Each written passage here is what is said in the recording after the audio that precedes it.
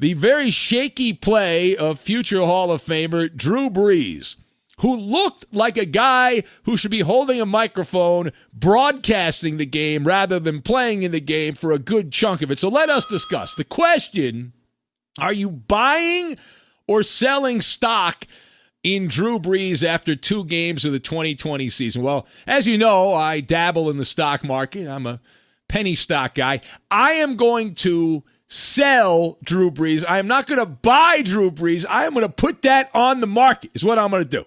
So it is time now to dust off, for the first time in a couple of weeks, the patented Maller scale of panic.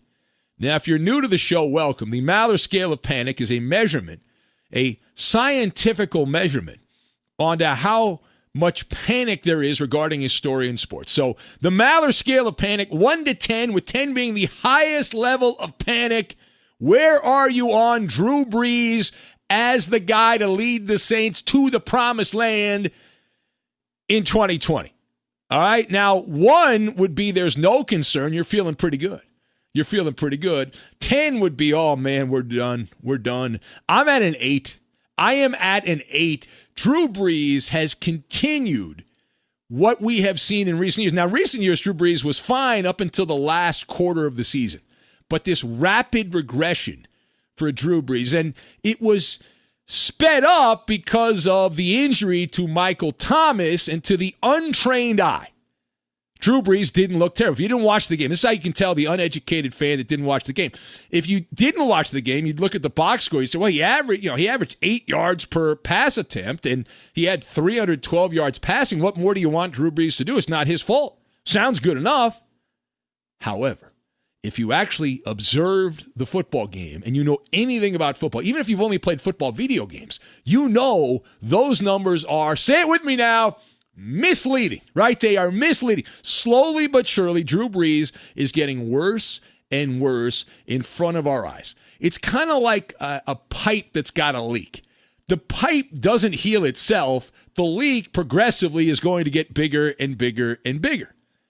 Accuracy and arm strength have gone down. Now, the big advantage, Brees never had the big bazooka for an arm, but he was always very accurate. There's a lot of short passes, unwilling, afraid to take chances down the field. And Drew Brees is at the mercy of his playmakers in terms of yakety yak, yards after catch.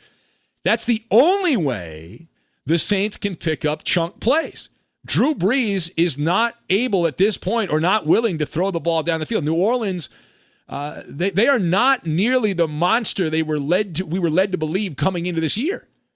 The Raiders took control of this game in the third quarter, but really it was after the first quarter. From the end of the first quarter for the rest of the game, it was advantage Las Vegas. And Brees, even though he did end up with 312 yards, he fattened up those stats. He had 100 yards, over 100 yards passing, I think 109 in the fourth quarter. The Saints were behind. They were desperately trying to get back. And you can use all kinds of special effects and makeup. They do it all the time in Hollywood to cover up the shortcomings. But eventually those moles and those warts are going to see the sunlight.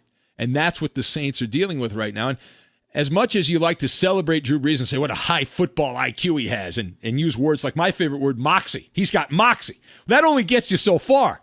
And B, Sean Payton is in for a reality check. Now, I believe Sean Payton knows what's going on here. It's not his first rodeo here. The Saints are going to have to evolve. I've said this for the last couple of weeks here. The Saints, to be an NFC contender, it's not over for the Saints to be a contender, but if they're going to try to do it the way they've done it in recent years, they are screwed. They are up poop creek without a paddle. They got to evolve. They have no choice in the matter. They must evolve offensively, and that means you can no longer depend on Drew Brees to get it done for you week after week. Cannot do it. His throws are the same consistency of fettuccine Alfredo. Now, I love fettuccine Alfredo. I love it.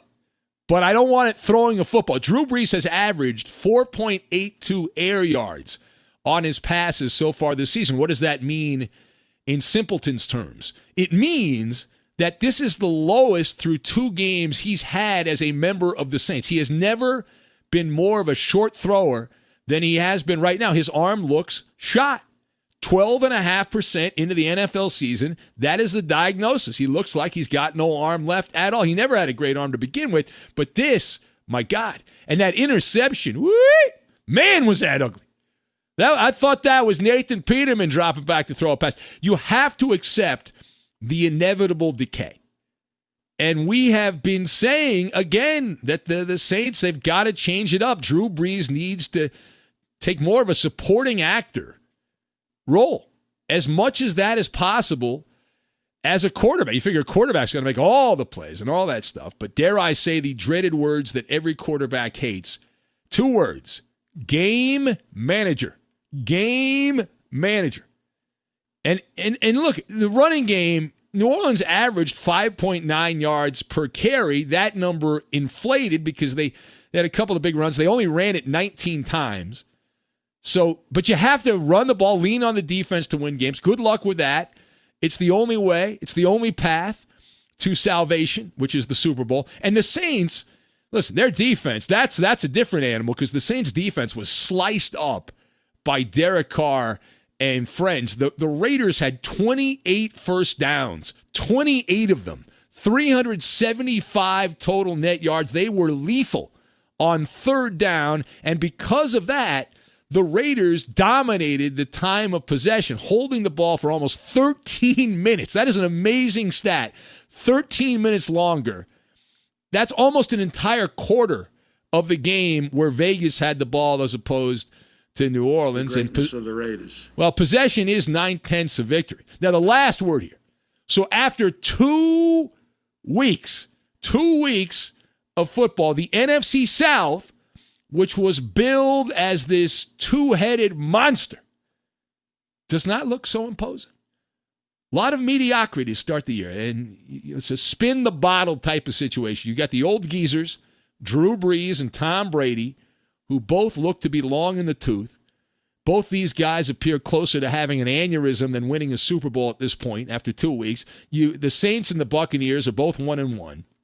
The Falcons, oh, my God, that's a whole different can of worms there. You got Matty Ice, Matt Ryan, and Julio Jones, a couple of Hall of Famers, and an 0-2 record, and gagging up a 20-point lead against the Cowboys. And then you've got touchdown Teddy Bridgewater and Carolina, who are 0-2, and now they have lost the only dynamic all-pro player they have, Christian McCaffrey.